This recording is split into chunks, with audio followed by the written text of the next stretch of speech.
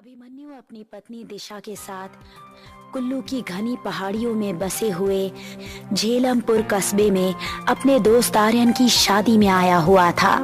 अभिमन्यु की पत्नी बहुत खुश थी। आर्यन की शादी के 2 दिन बाद अचानक अभिमन्यु को याद आया कि उन सब का दोस्त अनिरुद्ध शादी में नहीं आया। अभिमन्यु ड्राइंग रूम में बैठा हुआ सबसे बातें कर रहा था। तुम्हारी शादी में आकर बहुत अच्छा लगा आर्यन। दिशा ने तो तुम्हारी शादी को खूब एंजॉय किया। तुम्हारा बस चलता तो तुम तो मेरी शादी में आते ही नहीं। मैं तो भाभी को थैंक यू बोलूंगा कि उन्होंने प्रेगनेंसी की हालत में भी मेरी शादी में आने के लिए ट्रैवल किया। अरे कैसे नहीं आती आर्यन, तुम्हें अंदाजा भी नहीं है। अभिमन्यु हर समय तुम्हारे बारे में ही बात करता है। आर्यन ये है, आर्यन वो है। और जब तुम्हारी शादी का इनविटेशन आया ना, तो मैं खुद को रोक ही नहीं पाई। मैं भी देखना चाहती थी कि आर्यन क्या है। लेकिन सच बताऊं, अभिमन्यु तुम्हारी जितनी तारीफ करते हैं ना, तुम उससे कहीं ज्यादा स्वभाव के अच्छे हो और मजाकिया हो। मेरे मजाकिया स्वभाव की प्रशंसा करने के लिए आपका बहुत बहुत धन्यवाद भाभी। एक बात बताओ आर्यन, शादी में अनिरुद्ध क्यों नहीं आया? मैं 2 दिन से आंखें फाड़ फाड़ कर उसका इंतजार कर रहा हूँ। वो तो पास के ही गांव में रहता है ना। अरे ये बात तो मैं बताना ही भूल गया। उसकी माँ की तबीयत सही नहीं चल रही। वो अपनी माँ को लेकर बहुत ज्यादा परेशान है। आर्यन की बात सुनकर दिशा ने अभिमन्यु की ओर देखकर कहा, हमें अनिरुद्ध की माँ को जरूर देखने जाना चाहिए, वरना उसे ये जानकर बुरा लगेगा कि हम कुल्लू आए और उसकी बीमार माँ को देखने तक नहीं गए। तुम सही बोल रही हो दिशा, तुमने मेरे मुंह की बात छीन ली।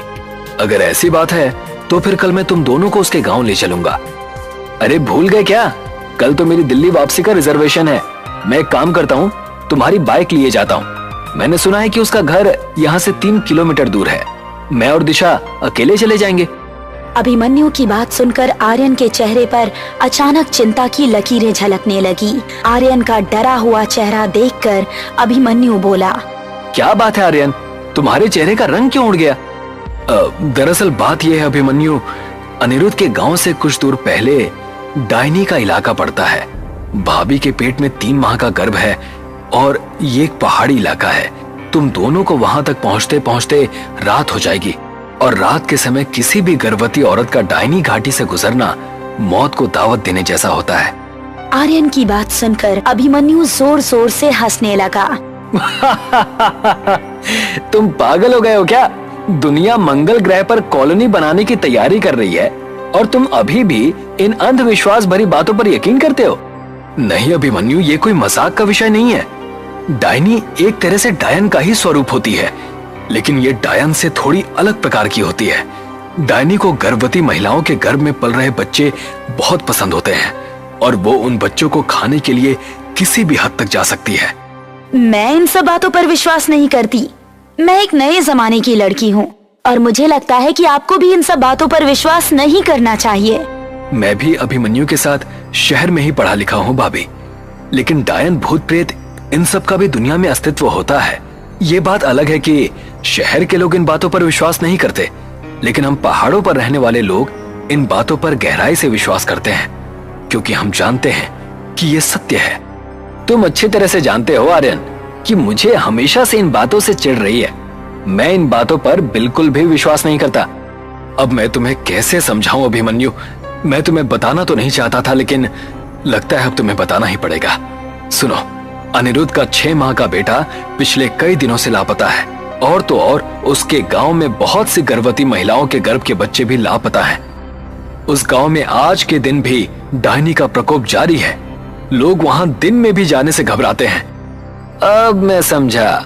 इसका मतलब ये है कि अभिमन्यु के माता पिता की तबीयत बिल्कुल सही है, लेकिन फिर भी इतनी बड़ी बात हो गई और तुमने मुझे बताया तक नहीं। मैंने तुम्हें ये सोचकर नहीं बताया कि तुम बेवजह परेशान हो जाओगे। अब तो मैं आज ही अनिरुद्ध के घर पर जाऊंगा और अगर उस गांव के बच्चे लापता हो रहे हैं तो गांव वालों को पुलिस की मदद लेनी चाहिए ना कि डायनी वाइनी जैसी बातों पर विश्वास करना चाहिए। सही बोल रहा है। गांव वाले पुलिस की मदद क्यों नहीं लेते? इस तरह से बच्चे अचानक कैसे लापता हो सकते हैं? और अगर यहाँ की पुलिस मदद नहीं कर रही तो फिर तुम लोग मीडिया वालों की हेल्प क्यों नहीं लेते? एक बार जब फ्रंट न्यूज पर बच्चों के लापता होने की न्यूज चलेगी ना, तो पुलिस अपने आप हरकत में आ जाएगी। मेरा दावा है कि इसमें जरूर किसी आपराधिक रैकेट का ही हाथ होगा। जब वो रैकेट पकड़ा जाएगा ना, तो लोगों के दिल से डायनी का खौफ भी निकल जाएगा। बेचारे गांव के लोग बहुत भोले भाले होते हैं। ये सही बात है आर्यन। आपराधिक मानसिकता के लोग गांव वालों के भोलेपन का फायदा उठाकर अपने गंदे मकसद को अंजाम देते हैं और भोले भाले गांव वालों को भूत प्रेत पिशाच का डर दिखाकर उनका मुंह बंद कर देते हैं। जबकि सच तो ये है कि ये सारी की सारी बातें किताबों और मूवीज में ही अच्छी लगती हैं। ये पूरा सच नहीं है अभिमन्यु, मेरी बात का विश्वास करो। ये सिर्फ लोक कथाएं नहीं है बल्कि हकीकत है। डायनी का अस्तित्व उस गांव में बरसों से छाया हुआ है। डायनी एक ऐसी डायन होती है जो अपने पिशाच पुत्र के साथ लोगों का शिकार करती है। वो अपने शिकार को धोखा देने के लिए किसी का भी रूप धारण कर सकती है। एक बार जब शिकार उसके चंगुल में फंस जाता है तो वो और उसका पिशाच पुत्र उसकी कितनी बुरी हालत करते हैं, तुम्हें इसका अंदाजा भी नहीं है। आर्यन की बात सुनकर अभिमन्यु और तेजी से हंसने लगा। बस बस बहुत हो गया। अब इससे और ज्यादा मुझसे अंधविश्वास की बातें झेली नहीं जा सकती। तुम मुझे बाइक की चाबी दे दो बस। मैं अभी इसी समय अनिरुद्ध के घर पर जाऊंगा और रात में ही वापस लौट कर आ जाऊंगा। और हम दोनों जब सही सलामत वापस लौट कर आएंगे ना, तो फिर तुम्हारा ये अंधविश्वास भी समाप्त हो जाएगा। आर्यन ने अभिमन्यु को अनिरुद्ध के घर जाने के लिए बहुत मना किया, लेकिन अभिमन्यु नहीं माना। आर्यन ने अभिमन्यु के सामने हार मान ली और बाइक की चाबी अभिमन्यु को थमा दी। दिशा बाइक के पीछे बैठ गई और अभिमन्यु ने बाइक दौड़ा दी। जंगल का रास्ता शुरू हो गया था। चारों ओर कोहरा फैलने लगा था और ठंड बढ़ गई थी। तभी बाइक के दोनों टायर पंक्चर हो गए। अभिमन्यु बाइक को स्टैंड पर खड़ी करके बाइक की ओर गुस्से से देखने लगा। क्या हुआ? वही जो नहीं होना चाहिए था। एक तो रात का समय, ऊपर से इस बाइक के दोनों टायर पंक्चर हो गए। टेंशन मत लो, मैं आर्यन को फोन करती हूँ। इतना कहकर दिशा ने अपना मोबाइल फोन निकाल लिया, मगर उसमें नेटवर्क नहीं था। अभिमन्यु भी अपना फोन चेक करने लगा, मगर उसके मोबाइल में भी नेटवर्क नहीं था। वो दोनों रात के सन्नाटे में कोहरे के बीच एक सुनसान जंगल में खड़े हुए थे। तभी अभिमन्यु को अंधेरे में एक साया चलता हुआ नजर आया। कुछ ही देर में वो साया दोनों के करीब आ गया। वो एक बूढ़ी औरत थी जो लाठी पकड़े हुए थी। लगता है तुम दोनों परदेसी हो, रास्ता भटक गए हो क्या?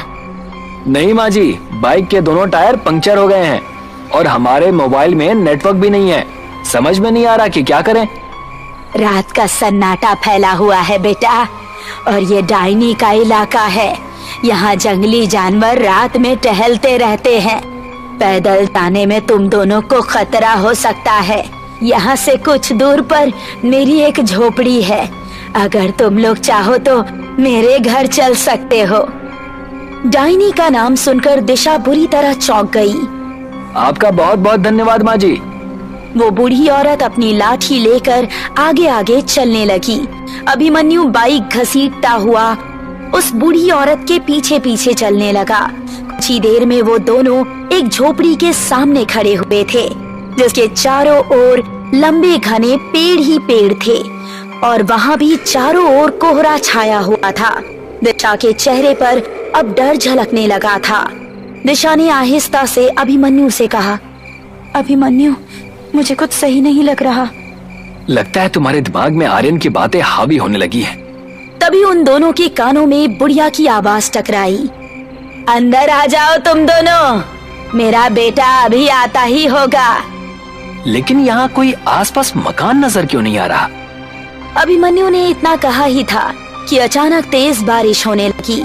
वो बूढ़ी औरत अभिमन्यु की बात का जवाब दिए बगैर झोपड़ी के अंदर चली गई।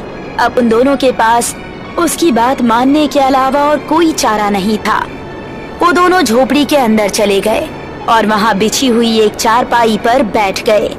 बूढ़ी औरत उन दोनों की ओर देखकर रहस्यमयी अंदाज में बोली, तुम दोनों यहीं बैठो, मैं अपने बेटे को बुला कर लाती हूँ।